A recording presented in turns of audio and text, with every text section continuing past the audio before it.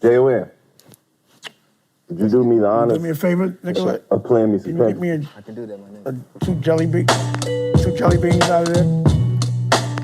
Jelly beans. Fish. Yeah, let that shit play. Set that motherfucking tone, Yes, though. sir. Yeah.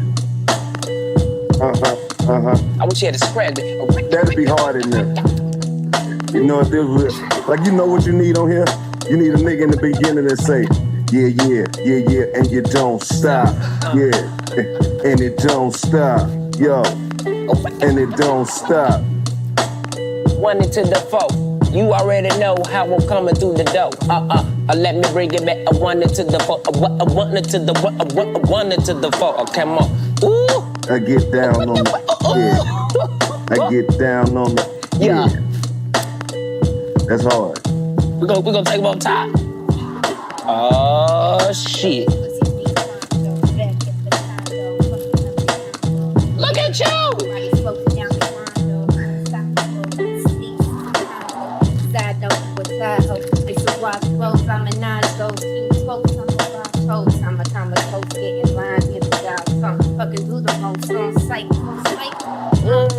I like the way you came off top there.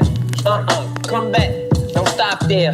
Yeah, you on the 85 South Show. I'm about to show you how we get down with our flow. Welcome to the ATLANTA. That's where I stay. I keep the K right there with me. You know how I lay. Like Frito-Lay. Because I'm all about my chips when I dip. These niggas know what's happened when I trip. Ooh, look at the drip. Don't slip. Ooh, oh, don't. Okay, let me slide in one more time with a big ass gun. You was going off so hard and you ain't say me none. The oldest one, my mama's oldest son.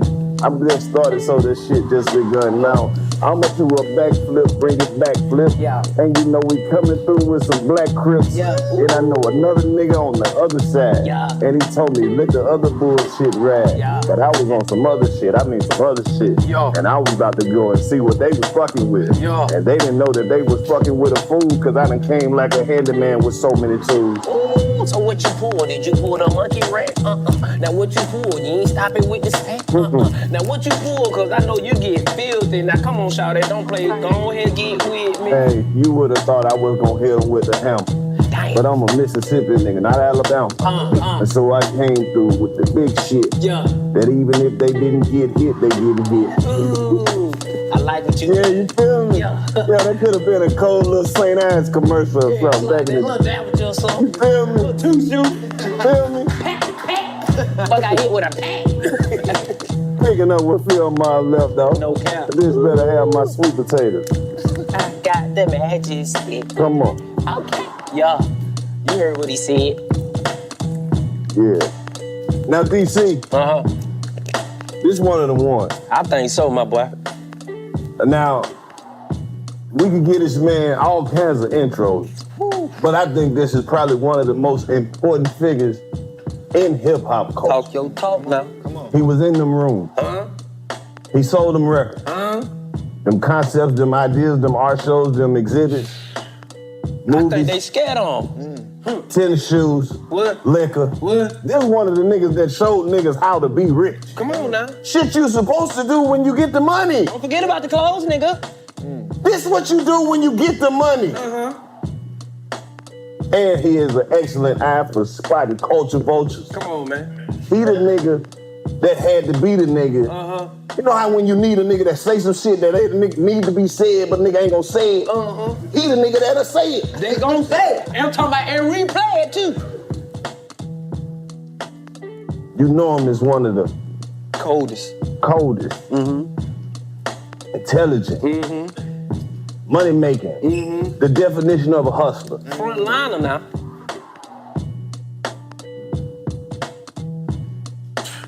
You the boss and you the janitor? Yeah. Come on, man. This one of the only motherfuckers that'll get on a whole interview and speak nothing but common sense the whole time. Come on, man. Never been afraid to speak the truth. Shit.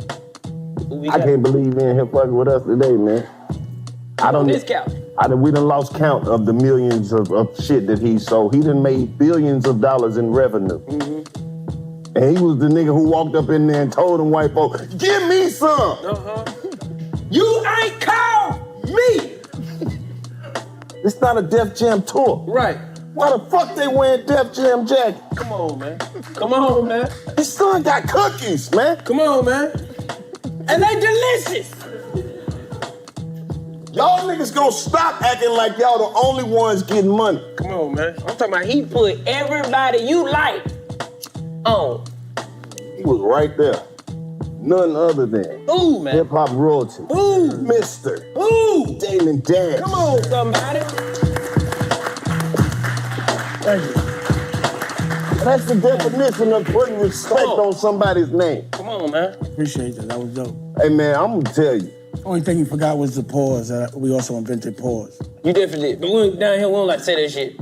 I had to save We don't something like for that you shit. to tell him. You'll stop a whole conversation. Pause. Pause what? Nigga, what the fuck you talking about? You said some shit. You like, why you thinking like that? I think down here you say it a lot. Pause. Hey, man, I was saying, you look like you was having the most fun every time we seen you in the video. Facts. Or anytime we saw you, you looked like you was the one having the most fun. That is a fact. Being the example, like, people don't understand, like, you talking, but walking what you talk. You got to live that shit. Even when you sometimes, man, you have to put yourself on the line, you got to show them that, listen, what I'm talking about is this is the only fucking way. Well, I only think in boss. Right. And sometimes I'm not around people that think in boss. So it's a language that people sometimes don't understand, but I'd be like, that's the only mentality that you can think in. I don't know any other mentality. So if you're talking to me like I'm not a boss, I'm not gonna understand you. And also I might take it as a sign of disrespect. If you think you're a boss and you're not, if you are a boss, if you disrespect me and talk to me like I'm not a boss, then that means you don't respect me as one. That means you think I think I'm a boss and I'm not. That's a trigger for me. And then sometimes you talk, because also like I consider myself a general. Sometimes you talk to soldiers and they don't understand general talk. They want to be told what to do. They don't want to learn. Just tell me what to do. But I like to make a soldier into a general because I got a lot of wars to fight. But at the end of the day, those wars are for love. But yeah, so that's what it is. It's just a mentality. It's a CEO mentality. How do you stay in that? How do you understand? Because I think that's why I have a problem with when the soldiers don't want to be generals. They just want to be soldiers. And you're like, God damn. I don't know how to help somebody stay the same. I don't know how to do that. Well, then you have to shed them. The only people you don't shed is your family, but sometimes you got to shed them as well. You got to give them space. Right. Some people don't evolve at the same pace. That's why I smoke weed. The ideas that I have, they don't realize themselves for decades. But people constantly want to be stuck on the Titanic knowing it's going to hit an iceberg just because they're used to it. Patterns hypnotize people. When you put something, pause, in someone's face every day, all day, they don't know any better. They just, even if it doesn't feel right, they do what they're told. Like, look at the way the world is set up. Right. We're taught to sit behind a desk for 8 hours a day while the sun is out, while we're children, so that we're prepared to do that when we become adults. You ever been to a school and they taught you how to pay taxes or have money? Right.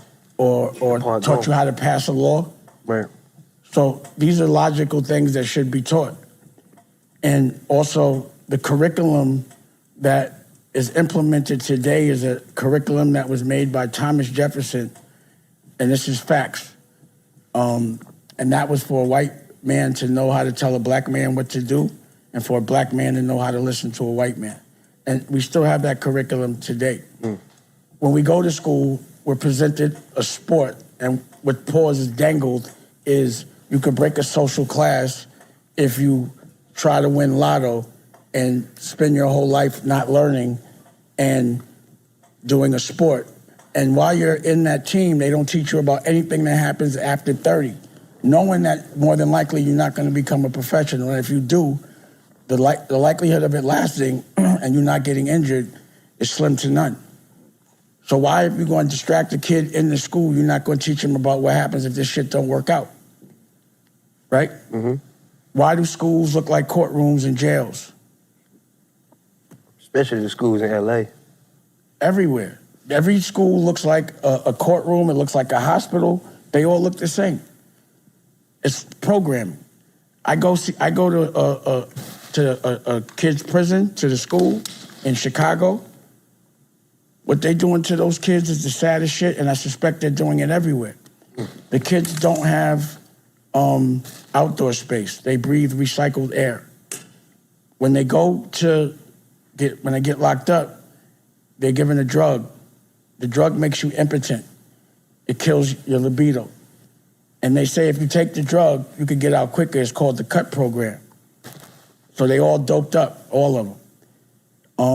There's no therapy, and the therapy that's available are all white women talking to children that kill people, black kids. The education, the worst part about it is when they let them back on the street, the average reading score is 4th grade.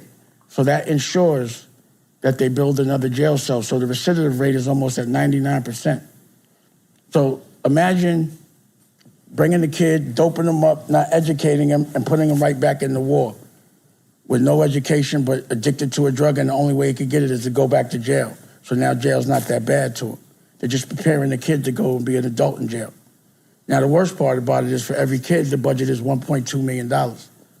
Every kid is a millionaire once he gets there, but he can't afford to buy a toothbrush. He gets no commissary. That's torture. In this modern day, that's going on now to these kids. So when I go in there, they don't let us tape.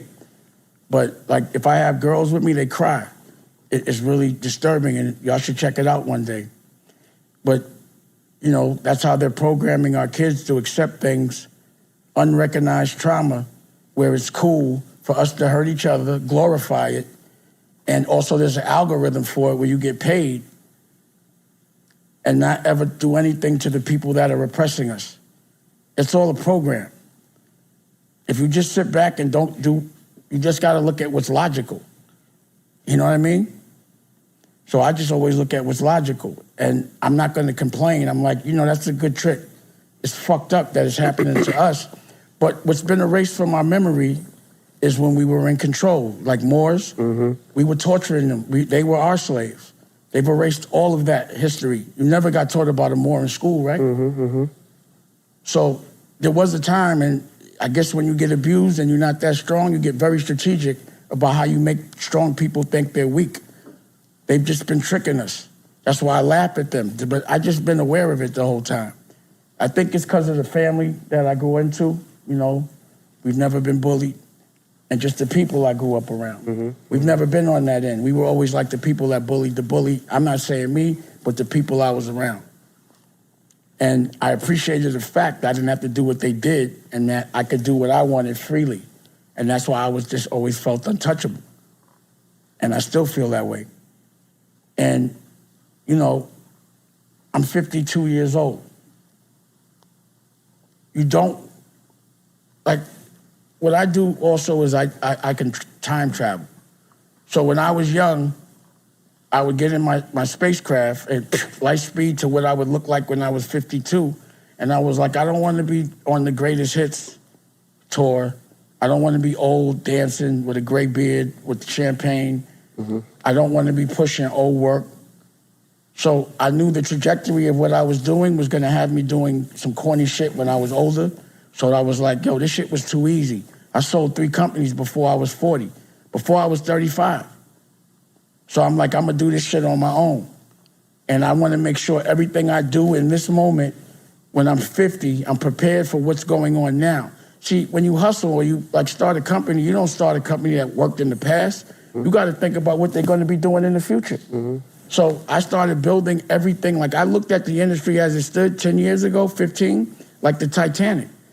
As soon as I saw the internet, I was like, all this shit is over. And I was telling people, but nobody was listening. So I said, fuck it. Y'all can say what you want. Y'all stay on this Titanic and I'll go build a brand new ship. And when y'all hit the iceberg, I'll have the ship. And when you're building yours, I'll be like, pow. But I was trying to tell niggas. I'm still telling people. That's why, you know, in this moment, everything got to be new. So that's why when you said he has sneakers, I still got sneakers. Nicolette got a pair on right now. Those are CEOs. And I didn't have glasses before, but I got them now. These is brand new. This ain't Rockwear. This is CEO. I'm not trying to bring back some old shit. That's corny. And if I do some old shit, it's going to be different. So you just heard me play some freeway shit. You can't tell me you taking Rockefeller. I'll fuck with it when I feel like it. I feel like it now. So now I did a project with Cameron. You don't even see it with A-Track, but I just did a rock and roll project with Freeway. I'm dropping a new single, new records tomorrow. I just asked you to download America New, a brand new network. Niggas ain't got networks. Name a nigga that do. And I get the full CPM, so I'm gonna teach you something about that because they robbing us. Talk to And it's important that y'all realize this. Anyone that's getting their money on YouTube or any platform where there's a commercial, it's called, the way you get paid is through a CPM. If you're not talking CPM and you on getting money like that or YouTube, then you sound dumb. You gotta know about CPMs. You gotta understand CPMs. It means in the ad tech world, it means click per million, but it really means click per 1,000. They try to make it so complicated that they put the M up, but that's the Roman numeral for 1,000. So you still, you know, it puts shit in code. But I'm pulling your coat to it now. But like in another world, they might say cost per million, but whatever, but I say click. And it's a commercial that runs, right? Then you get paid for a commercial. YouTube takes the money. I'll say YouTube, Leo Cohen, right? He works for YouTube, but this is what he do, right? This is what he represents. And let's say they make $22 off the commercial. It's a $22 CPM. They're gonna tell you you're getting 2. So you pay for what you do, and they make 99.5% of the money, and then they don't even tell you how much they're making off you. You just got to take what they give you. That's not called digital slavery. Any place in the world that you work and someone else gets 99.5% of the money for your labor and don't tell you how much they made, that's not slavery? Is it? To a certain extent. Slavery. Nah, so you got to look at it, to a boss, that's slavery. It ain't no extent. Nigga, you don't make more money off me than off my labor. I make more money off you. I'm not a slave in that tone. It's like, understood. So but then like, oh, it's all right. You know, maybe I take what I get because I'm broken. Maybe because I never made no money before. I'll take 100,000 a month, but you making 20, and I'm celebrating you because you robbing me. That's a different voice. Yo, are we speaking like your own property versus you working for somebody? What I'm talking about is whatever you put, your content on YouTube, they don't pay for it. Right. It's your IP. You put it on there, it's all you. And they get 99% of the commercial that comes from it, and you don't get $1. I mean, you get maybe $1. That's digital slavery. That's what I'm saying. I didn't say like modern day Kunta Kinte slavery. I said digital. You know what I'm saying? So my point is, they don't tell you that. But another thing that they really don't tell you is how much they make off your data. So any aggregation of people in the digital, whether it's YouTube or social media, and you be like, how they make their money? Twitter, whatever? They make their money because they're selling your behavior patterns to people. They're just studying your behavior patterns, what you buy, what time you buy it. It's an algorithm. So they sell that data to the people that are doing the advertising. Why would I send a tampon to you? You understand what I'm saying? Or some baby shit to, you know, so they know who to send what to. People buy data now. They don't teach you that. So put it like this. Let me break it down to you like this. Let's say you used to hustle. Let's say you had a brick, but you didn't cook so well. So you go to your man and say, yo, I need you to cook that for me, 1,000 grams. He knows how to make it into 2,000 grams. He takes the 1,000, gives you your 1,000, but doesn't tell you he just made $1,000 off your shit. Would you be tight? In the street, you would put a nigga in the trunk for that. But you're going to celebrate Leo. Right? Put him on a fucking a television show and don't ask him no question and celebrate him when he's robbing. And that's what they always do. So I'm not going to complain about it. I made my own network. And what I did, let's say they get the ads from Pablo, I went around them, I get the ads from Pablo. I get the full CPM and I got my data. And I could give it away for free. And I could now break it down with a co-creator if I want, but it ain't for everybody. Your work gotta be good. And I did my own shit. So I look at people that I look at that changed industry because I'm an industry conqueror. What's his name from Apple? He died, that made Apple? Steve Jobs. Oh, Steve Jobs. So you remember Steve Jobs made IBM or whatever it was, and they took his company, said, fuck y'all, and went away for 10 years. I said, I'm gonna do that. I'm gonna do what Steve Jobs did. I'm gonna go do my thing, and I'm not gonna exploit anything anymore. It got to be about me. So I went and learned rock and roll, so I could come back good at it, and that's what you just heard. I had to come back and learn the fashion business, and I didn't want nobody else putting up the bread. That's what CEO is. I had to go back and learn how to have a television network because I wanted to make movies. Remember, I made Paid in Full. Right. And I that shit, when they give you a statement, it still says it didn't recoup. That's why it ain't no Paid in Full 2. I ain't make no money off it. I'm fighting in the street over that. I'm going to court over that. And motherfuckers is running up on me. And these are the motherfuckers that made the money. Bring it back. What happened? Don't you gotta speak on two, you're a street nigga. You know how to talk. What going on? What you mean, in the street? With the Paid in Full. So this is what happens in I'll explain the movie business to you right now. Right. So you'll have, boom. Let's say I bought the script from AZ, right? I got the rights to his life. Right. Then I go to Miramax Dimension, and they acquired the rights to his life. So now they got it, and they're now just paying me a fee to make the movie. And that's what happens in television and all that. So you don't own it, and they just pay you a fee. So they put up the money, and they pay you a fee, and then they start telling you what to do. But I got to deal with everybody in the street. You know, Cam got shot over that shit. You know what I'm saying? So that shit was real. To this day, we still going through it over that motherfucking thing. So I'm making it now, but I had to have it on my own platform. I had to get the lion's share of the money. I'm the one that got to be fighting in the street. If you acquired the rights first. I don't have to acquire. That's what happens. You acquire the rights first. Right. You don't have the money to make it, so now you have to give it to somebody else. You didn't know that? No. All I heard was you acquired the rights and then they acquired the rights. You didn't know that in general? No, I know that's how I go. I'm just listening to these stories. That's a normal story. I'm saying that's the industry standard. Right. So same thing with a TV show. You go to have your idea, you go to E1, they take the idea, they take it from you, get your life rights, then they go get a network gives them a budget, but now they're just paying them a fee. Right. So they'll be like, you get $400,000 an episode.